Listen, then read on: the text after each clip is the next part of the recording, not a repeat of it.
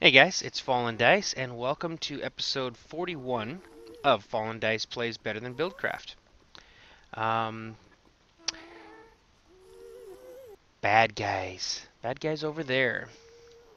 There's actually bad guys. Yep, there's one over there. And there at least was, yep, there's one over there. So as you can see, all three of these have bad guys, even multiples. This one has not. So I'm going to assume for the moment, I know, dangerous, dangerous, dangerous, but that half slabs will prevent them from spawning. So putting the regular blocks on the ground didn't, but the exact same positioning of half slabs did. So it looks like what we're going to have to do for all of our building in here is for the floors, they're going to have to be half slab floors. Just whatever the style we go with to just kind of match it and make it look good. I've also decided that I really don't need this much room. These are cavernous rooms here. I don't need this much room for like some of these projects. So I decided to divide up the room. So this is going right down the middle at the 22 block mark. Looks like we got 40, I believe it's 43 blocks inside from wall to wall. So, you know, we're right here at the middle. And my plan is these front rooms here, since we've got a view of the Midas touch there and all the stuff out there, these will kind of be like, well, at least for sure for this one, we'll see how the other ones turn out. We'll be more of like one of my welcome centers, you know. I will snazzy it up, make it look cool and pretty. We'll do some kind of interesting stairways going into each one of these sections. And then these will be the rooms or the areas where we're actually going to do our projects. I had considered taking the mechanical power from down here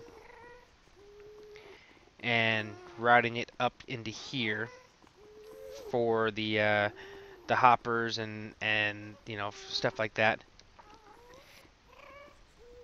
But I changed my mind. Having to make a big enough tunnel or stuff, and the, you know, possibility of it looking big, you know, I didn't like it. So what I'm just gonna do, since these are 21 wide rooms, I can definitely fit in another windmill in here. So my back room here is going to be my power room. So I'll have a windmill set up here on the back wall somewhere, routing power around. These rooms here are all going to be built up. So under the first floor level will once again be where we'll run all of our mechanical gearboxes and such, as well as redstone wiring or anything we need to, so that the actual rooms above will kind of look good. I still want to continue on with, you know, with having things that pleasing to the eye, even though some people may not find my texture pack as pleasing to the eye, but can't please everyone. So yeah, so what we plan on doing here, and I'm probably gonna do a bit of this off camera, just because my episodes have been getting long, and stuff like building rooms and things, I don't need to do that on camera. So I'm gonna go ahead, um, build walls, floors, um, put in my windmill there, and then we'll kind of figure out some kind of entrance. And then I've had some ideas for how we're going to connect all this together. So we'll end up going into my creative world, and I'll show you what I plan on doing in here, and then we'll rebuild it inside here using all of our stuff. And then I may need to, for at least for a while, have a hole in the ceiling as I run all my netherrack into here. I'm going to set up a storage area in one of these areas as well, and then all of my netherrack that's all up in those chests, I'm just going to keep pumping it, and I'll just continue to move it into the chest that's got the pump on it, and we'll send it all down here. And then once we do that, we'll be able to start mass producing redstone. So anyway, I'm going to go ahead and do this fun project here, and then I'll come back when I'm ready to actually move along with the project. So I'll see you guys in a little bit. Alright, so we've got quite a bit done in here. Unfortunately, we got like this height difference on all of our doors having to do with putting half slabs in. And I really didn't feel like having half slab space of, you know, different areas around here, so I just went with an entire half slab floor. And wherever we have doors, we just have to drop it down a block. Yeah, you know, so going into this door and that door. I also, like I said, I wanted to come up with kind of a unique entrance into the second floor, and I'm going to probably end up coming up with a something to get up into the 3rd floor as well. On top of this, probably end up coming off of here, looping back around, and then meeting up there again.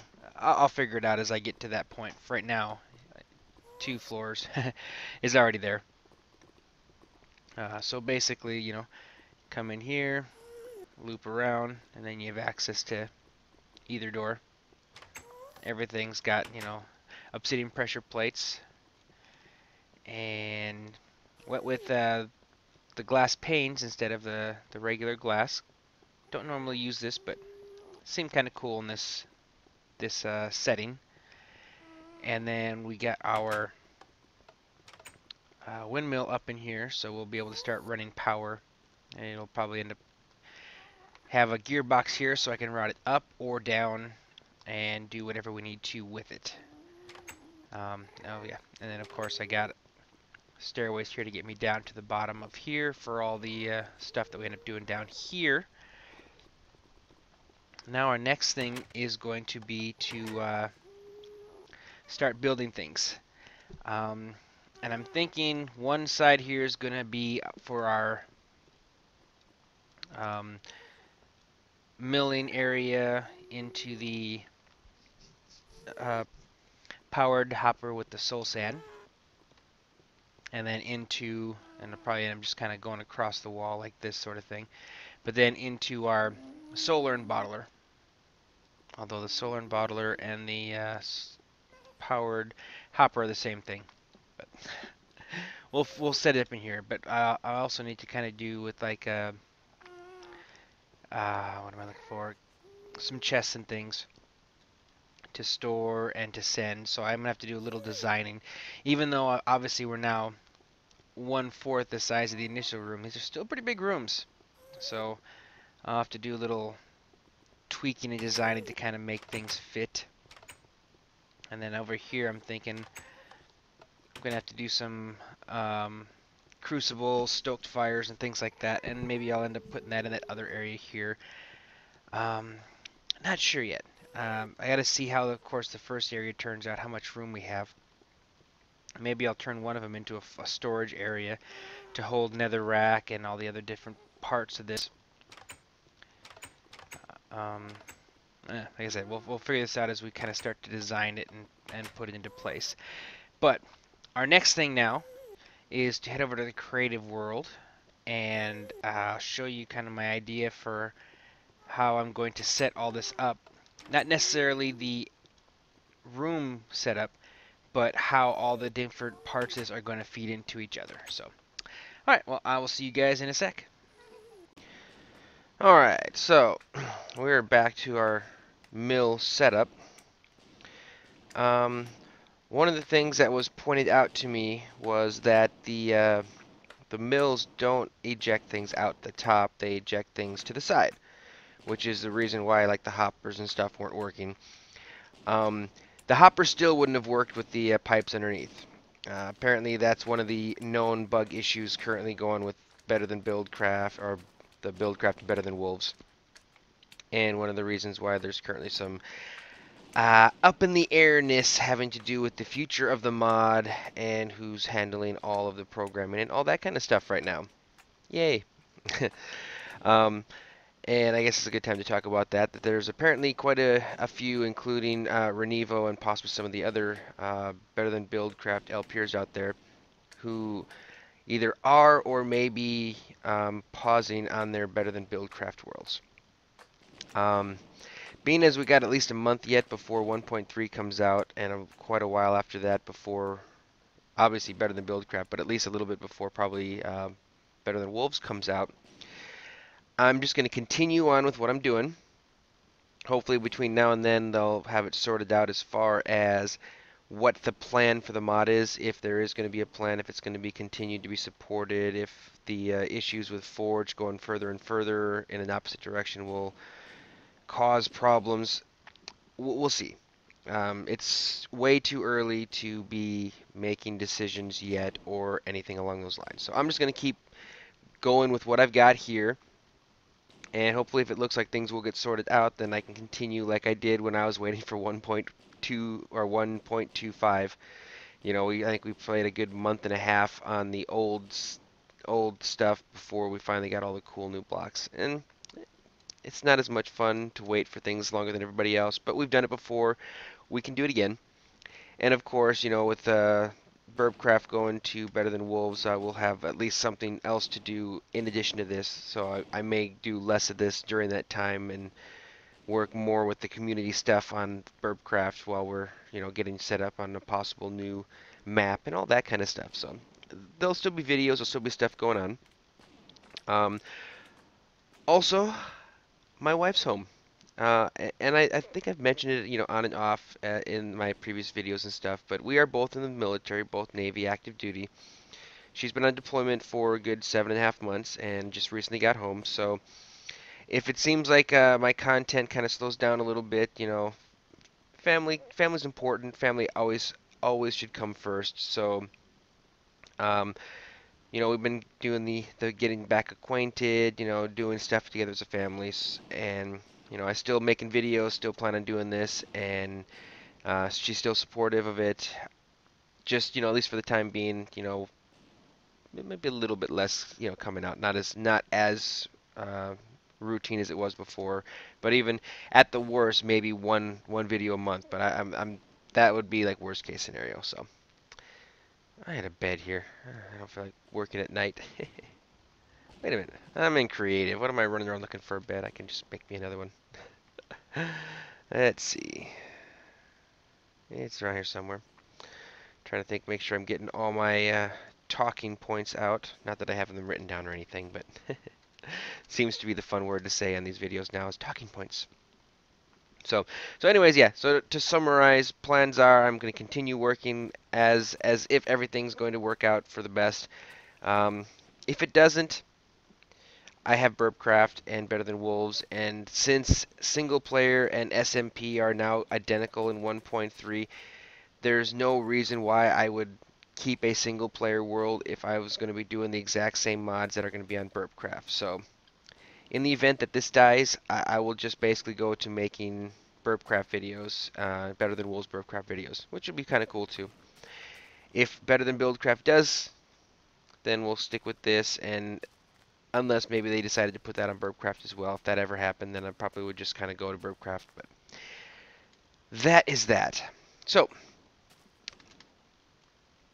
again, back over here. The reason we got on this tangent, the issues with the connectivity of Buildcraft items and Better Than Wolves items. So, can't suck them straight down, which is what I'd been doing. Now I could go back and raise up my millstones one higher, put all my nice hoppers back like they were, and it would catch them now. But after coming up with this design, I don't want to anymore. Yes, we're making redstone, but this works so much better. Not to say that I can't afford to build a bunch of hoppers, but why? This is definitely, it looks cleaner, it's prettier, and everything comes down through one single hopper, which means we can set up our solar and bottler as well. So this, I like how this design works. If anything, maybe I raise them up and just keep leaving the blocks down. Like I could still, where's my mossy cobble again? There we go. If I were to say destroy all these, but still keep the design in, and then just raise these up. My engines here will still suck everything that comes out, route it all into this single point, and then we can make our bottler. So this will still be my basic design. Now, because these suck things through, though, they are sucking them through the wall, so I probably will keep it like this. I like how this looks. I don't like having them up. It just kind of takes away from the symmetry of how things look. So I'm probably going to keep it just like this, and just make sure that I've got nothing for the nether rack to fall through. Oh yeah, I forgot I have this in here. Okay, so this is a new little add-on that was made by Akatera. If you look at it, it gives you all this great information about engines just by scrolling over.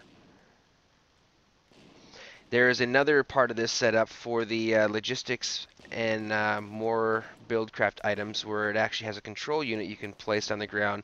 And this is very much a work in progress, hasn't been released or anything yet. This is something they just sent me to kind of play with and try, but it gives you the amount of units of fuel, and as far as fuel, and then if there was any water, tells you that. Gives you the output, as far as the millijoules, and there's science to how all that works and everything like that. The amount of energy stored gives you the heat. So the first number up there tells you how hot it is, and then the second number is a percentage. When it reaches 100%, boom, it explodes. So I mean, you can literally just look at an engine from a distance, well, partial distance, and be able to see, okay, I'm good. I have this much time before it blows up. And I don't know that he's done it quite yet, but the plan, I believe, also is to have it set up on machines that they connect to. So like if you were to come up to um, a pump or something, you could click on it and it would tell you what percentage of it was being powered, how many, so you knew if you could add more engines or something like that. So anyway, um, I'm sure he'll be posting links to it on his video. I'm not, like I said, this is just something he sent far as for testing. It kind of popped up, so I figured I should explain what all that was. All right. So anyway, man, that's a lot of rambling. All right. So this is gonna be the way it is. I like the way it looks. I'll still put the lip up just because it kind of cool to kind of step in, walk down. I won't do half slabs because things seem to get stuck in half slabs. The next thing we have to do though is we need to raise this up. Actually, I guess I can leave that there for now because I want to bring this all up a level to make things a little easier to see. So we're gonna do a little. I'm going to do a little tweaking. I've got to raise this up as well so that what we're going to do is we're going to design our soul urn part of this thing. I want to get all this designed together before I go back and build it for real because I want to make sure it fits the way I want it to fit and kind of has a good look to it as well. So, alright, I'm going to do some cleaning and clearing and whatnot, and I will be right back. Alright, so I did a bit of playing off camera trying to kind of sort this out. So in here, everything's identical, and I've got a lot of pre-sorted or pre-done ground netherrack as I had turned off the other system. And then over here, this is a lot of RenEvos soul-sucking urn, but in a different way. So if you look on the back here, let me go ahead and extend out the floor here just to make this a little easier to walk on.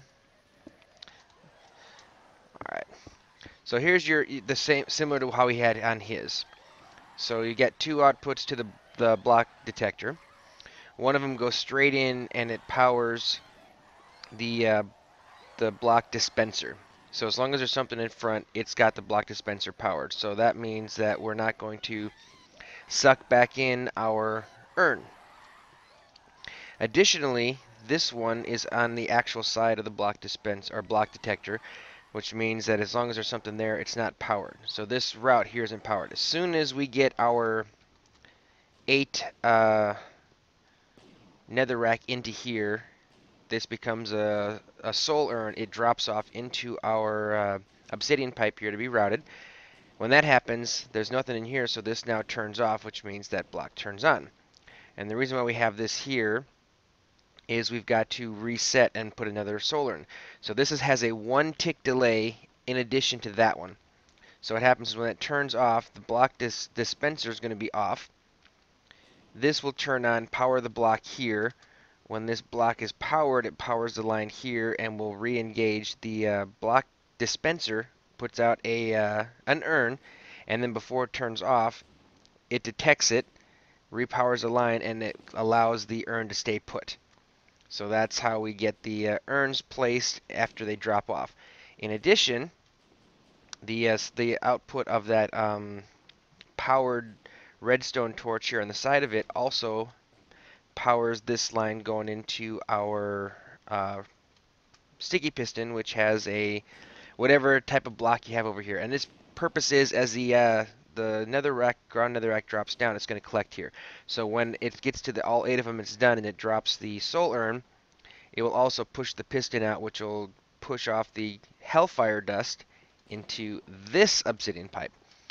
And then we come down here, You see that this one route goes over here and this one goes over to here. I don't use diamonds for the simple fact is they're not going to fall off in the same area. This actually is easier. You know, your solar drops straight down, and because of the hopper here, then of course the hopper with the soul sand, it gets pushed off to the edge and drops into this one. So it works. So now we'll come over here. We'll turn on our engine so that we can start sucking in all of our ground netherrack. And normally they're not going to have that much in it. It's gonna. I may waste a few in this one, which again is fine. I also haven't put any gold pipes on here because I like it going slow because that gives us, you know, especially when it's running normal, less chance of wasting any of our ground netherrack. This one here, they're going to come down all in one big old pile. So, eh, it is what it is. Again, like I said, I had a bunch sitting up there. I also changed, instead of having the pipes on the side, I have them going down and under. That way I was able to uh, put this room next to that room without having any piping in between to step on. So now, you know, we come into this room. Here's all of our mills and our netherrack inside. This one does not appear to be powered. That's interesting. And I'm not sure why, as this one comes off there. Oh well. And apparently we have one area where it can actually get stuck. Eh. Again, at the amount I'm going to be putting through, I'm not too worried. Let's see. Have they come through yet? Are they close? There they are. Okay, good. Just so we can watch it drop in. And again, like I said, this isn't a new design. This is basically the soul-sucking urn, the bottom part of it. It's just instead of 8 block dispensers up top, you can see how it works. Boom, pretty. Instead of having it out there and having it only release them from the block dispensers, when it's actually been dropped out, they're just a constant drop. So a little less wiring. I don't have to have, like, if you watch too, because you'd have to basically power all of the block dispensers, you know, with this, you know, a little bit more complicated of wiring. This is a little, like I said, a little bit simpler. I need to figure out why you are not grinding netherrack. That's kind of weird. Did I? Oh, I lost a. Oh, that'll do it. There we go. You're fine. Okay, no, that's one more. So that's all the other ones were empty. So now it's gonna start pumping out again. Oh, that one did get picked up. Okay, good. But anyway, so yeah, so that is this design. That'll have a roof. That'll have a roof. So we've got room 1 going into room 2. And that won't happen because I only had this kind of open for while I was experimenting. That'll actually be like this. Oops, don't want that. There you go. And so they'll be dropping in. And that way I can still get back here, add in my urns. But I only have to add in urns for now because I've decided I don't want a full pottery setup per se in there. But there's no reason not to have at least a soul urn part of this. So I might as well continue on. So this part, you know, we've kind of got to figure out how that's going to work in there. So we're gonna add these 2 pieces in, but I'm also going to put in a turntable and an urn creator to send the unfired urn then over into a kiln, which will automatically fire it, eject it, and then it'll send the finished urn. I don't know why I keep doing the hard way. Straight into this block dispenser. So it'll all be fully automatic. All I got to do is basically add the initial clay into the urn maker and then turn it on and then fill these up. And I might have pipes coming down into these from a central storage area where I can continually feed in chests full of netherrack. We'll see. But yeah, so There we go again. I love it. It's pretty. So this is good. This works good. This is gonna be fine. So I'm gonna go ahead, um, and we're gonna head back into the Nether now. I'm probably gonna take a quick look at my pottery setup again, see how much space I need, and it makes sense that we probably start with the pottery first. And I should do this all in one room, maybe the left room, and then I'll route everything over from there. So the initial part will be to get the all the different pieces required, and then we'll route the hellfire dust into the other room, along with gold coming from the gold farm, and then we're gonna do some stuff with tipping cauldrons and or crucibles and all this other stuff to get finished product as well. So at least that's my theory. I haven't played with that yet, so I've been kind of looking for a reason to get into that. So yeah, all right. So let me head over there and let's see. Let's do a little design work over there, some preliminary. We may not finish this project today. In fact, I think we probably won't, especially when it comes down to like the crucibles and stuff like that. And I won't be rebuilding all my pottery stuff on camera because I've already done that once, but I'll probably link to it maybe. So anyway, all right, I'll see you guys over there. All right, so we are back in the Nether, and I've decided to take out that doorway there, and I'll probably take one over there as well. From these rooms, I don't need access into there. If I need to get into there, I can always come downstairs into my area down here, and I can get inside there. So for the moment, yeah, we're going to keep it this way.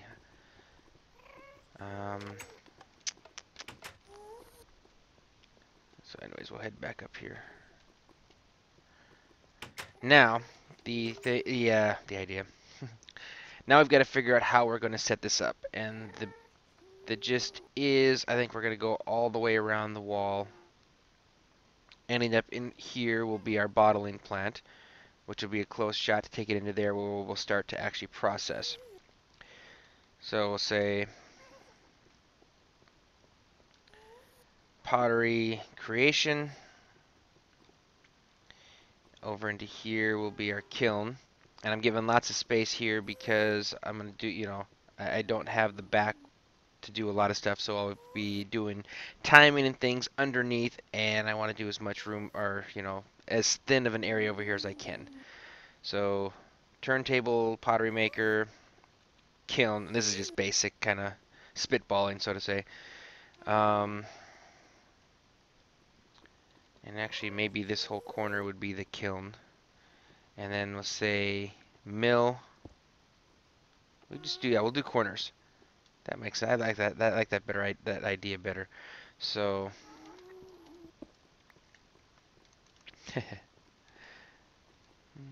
Okay. Kiln, pottery, mill, solar. Okay. Well, okay. I like how that works out. And I don't necessarily need to split them up into rooms now. I'm just going to need to be creative in my concealment of stuff. So this will be one giant room that's doing it all. Figuring out where we're going to put our buttons, our levers, and whatnot to turn things on. Because these two, no reason for the kiln to be on if we're not making anything over here. So that technically I think that should all just be one big system. When it runs out of clay eventually, all these will get fired, and then we can turn it off at that point. I'm not going to have them separately turned on. And I'm not going to have it make anything but urns. I already have a place back at the cabin to make all my other stuff, so this is just going to be for urns. Then after that point, from over here, and actually maybe I'll do, no, I'll pottery here, kiln here, because we want to take the soul urns, or I shouldn't say the soul urns, the man, hold on, because I'm trying to figure out the way that's gonna have the least pipes running back and forth through here, because we got to figure out exactly how things are interconnected. So if the soul urn bottling plant is here, got the millstone over here sending in our ground netherrack into here. kilns over there, sending our urns over to here, and then the ground or the hellfire dust will move over that way into our processing plant for making our redstone. So yeah, then this does need to be the turntable. So turntable over to the kiln, mill over to the bottler, and then they all combine to head that way. All right. Um, so yeah, I'm gonna start working on this first. Like I said, I'm not gonna redo the this part on camera because we've done it before. So yeah, so I'm gonna go ahead and finish that real fast off camera, and then I will be right back. All right, and we're back, and actually I ended up pretty much finishing it up there. Uh, had some time to play, not really time to record. So we'll kind of go through everything we've done, but I will show you where we are now. So we have all 4 stages of our system here. So first off, we've got our pottery maker, and like I was saying before, this is simply an urn maker. I didn't really want to do the selectables and everything because I can go back to my cabin if I need to make the other kinds of things, or the factory, sorry. Over here is our kiln. And these are very, very similar to my original designs. I just kind of tweaked them a little bit due to the space and how I'm running all the mechanical power and stuff, which of course is underneath. So up here, very little to see other than maybe some piping. The finished pottery, of course, is routed straight over there into that block dispenser with this diamond pipe. The clay balls get routed right back into here, again through our diamond pipe. The the unfired pottery going underneath comes straight into this block dispenser, which will push the put the unfired pottery here, which will then be fired just after they get completed firing. The piston here will push it forward into this obsidian pipe to be routed over to this block dispenser, and it's going to place them as we get 8 hellfire dust or ground netherrack onto here. It sucks out the souls out. Hellfire dust has remained. The soul urn will then drop into this obsidian pipe, and the piston back here will push all of our hellfire dust over the edge into this pipe, where they're going to also separately be routed. And of course, we have our mills here, which currently full of netherrack.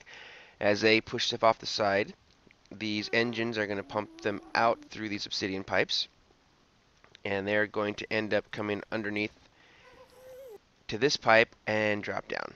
So right now, once I switch everything on, we will end up with soul urns in these chests here. I haven't connected that one yet. That's just holding stuff from the construction. But this chest will then fill up with soul urns, and there's another chest across the way over there underneath. That is will get all my hellfire dust. To turn everything on, since it's down below, we're using lenses. You can see over there, concealed because this is all half blocks here.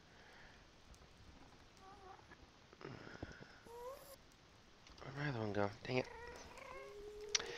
Well, now I have to go down and get that one. But we'll show what we got down here anyway. And here we are. Where did you go? There it is. Okay, I was going to say, I knew I had another one. Alright, so here's how, this is everything we're doing for the pottery setup. I use that because it's easier to go vertically down with that, but lenses aren't the cheapest thing to make. So going up, I still use the traditional vertical wiring. We have our mechanical power coming in from over there. And then over here we've got a turntable. And right now everything's turned off. But we got our redstone torch over there coming around. Every time it hits this redstone wire, it sends a signal down to this block dispenser. 4 half slabs, 1 full slab. Let's reset it. When we have a full slab, we then power this line here. First thing is the sticky piston up there will get powered to eject anything that happens to be above there right then. After that, this will then lose power right before this happens again, and then once it retracts, it receives power again, and it will place the next piece of unfired pottery, and then the timing signal goes on. Again, we route our clay balls back in, and our unfired pottery over here. We have a second turntable over here, which we're using to power our bellows up there. Sorry, this one is powering the bellows. This one is coming over here, similar to that one. First thing to happen is our sticky piston over there ejects the finished pottery so it can land in our pipe to come over this way. And then while that's happened, this will be unpowered. And again, it looks odd, but with the vertical wiring, even though it looks like it's unpowered, it's currently powered. And it'll unpower that momentarily for the piston and then re-put out another piece of unfired pottery to get fired. And then, like I said, our finished pottery comes over here, kind of like the maze of wires, but that's why I wanted to do it down here. I like how clean it is upstairs now. So it'll come over here and ends up upstairs in our block dispenser. The urns come over here and get put up there in that chest. The hellfire dust comes over here, goes through there, ends up across the way. So far, it's all the mechanical power we've got going. Again, there'll be more as we get to this side again. And it deposits in these two chests over here. And then, similar to like what we did back on our creative world, we've got our 4 engines, only this time we're powering them with lava. But everything, once again, has our failsafe. So if I turn the power on upstairs, that's going to power this block detector, which will then, as these say, as long as there's no, for this one, we don't want to turn off our mills when we've got the things turned on. So when there's no redstone, it'll send the redstone pipe signal down here, and if it has a redstone pipe signal, it'll send power. So while this is turned off, we are going to be shutting down our mechanical power. Up top, however, though, when we get power and no blue, we send a red pipe signal, and that's what's turning on all of the engines up here. I think I must have some stuff caught up in there. Is this going the wrong direction? It is. That's my problem. Alright, I'm going to have to go get my, that's interesting. I'm going to have to go get my pipe. It's upstairs, but we'll turn it over there. All the hellfire, or the netherrack gets sent over here, comes up top and drops in. But again, all of these, redstone or red pipe signal give power. If we have a red engine, we send blue. Blue goes back into here. If any of these engines go red, it's going to turn off the whole system, because that a blue pipe signal off means we get red pipe. If we have a blue signal, no red, which means no power to anything. So with that, we'll head upstairs. We'll turn this on. And actually, let me fix that real fast. I'll be right back. Alright, already we're making soul urns as it all went through. And I just quickly made a few, probably a little extra. I could put something over here, but I think when it's not going over max like it was there, dumping entire almost stacks, because I think I ended up with, well, the other ones are down there. It'll be a lot better. But you can see how this works. Just like the old soul-sucking urn, only instead of having 8 dispenser blocks, dumping one at a time with the timing, it just, as they fall down, it works that way. So, all right, well, let's go turn everything on. This, by the way, is just the if you turn the system off and there's some clay still sitting on there, you can just click that and it'll eject everything off to the edge. So, start off here. I'll start making some pottery. It goes through the system first. There we go. Ejects. There goes our new clay. And we'll watch as it goes through the different variations of our unfired. Eventually getting to the urn and then getting ejected off, and then it'll appear over in our kiln. And we'll watch it get pushed, and then it'll come up here rather quickly.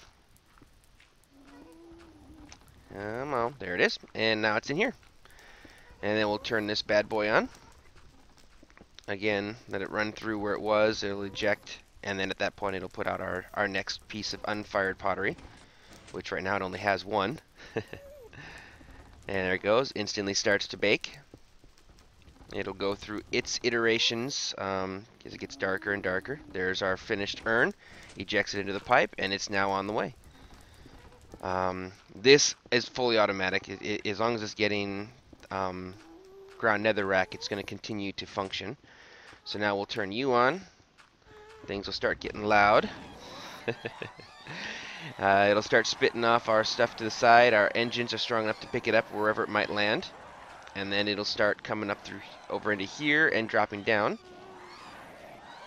So we'll give it a second for that to happen. Once we start seeing it come up here, there we go. One at a time, they'll start dropping down.